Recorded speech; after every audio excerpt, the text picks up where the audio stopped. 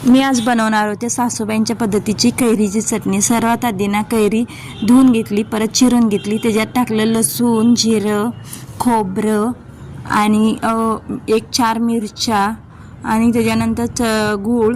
हे गूळ कशासाठी की आंबटपणा निघून जावावा म्हणून। त्याच्यानंतर मीठ टाकलं आणि मिक्सरला फिरवून घेतलं। त्याच्यानंतर एका वाटीमध्ये काढलं आणि त्याला द्यायचा होता तडका। कोण कोण तडका देते पण आणि कोण कोण देत पण नाही। आमच्या सासूबाई देतात म्हणून मी पण दिले। त्याच्यानंतर तडका दिल्यानंतर आता दिसायला तर अप्रतिम दिसत होती, पण आता खाऊन बघितल्यानंतर कळणार त्याची टेस्ट कशी झाली। आईंची तरी खूप छान होते। मग त्याच्यानंतर भाकरी पण बनवायची होत्या। इकडं भाकरी बनवायचा ना मला खूप कंटाळ येतो। चपाती तर मी पटकन बनवते, मला खायला पण आवडत नाही आणि बनवायला पण आवडत नाही। भाकरी मोजून फक्त 4 भाकरी बनवल्या, 1 आराध्याला, 2 ह्यांना आणि 1 मला। इकडं मस्त अशी सोयाबीनची भाजी, भात आणि मस्त अशी कैरीची चटणी। चला मग भेटूया उद्या। सबस्क्राईब करा, लाईक करा, बाय।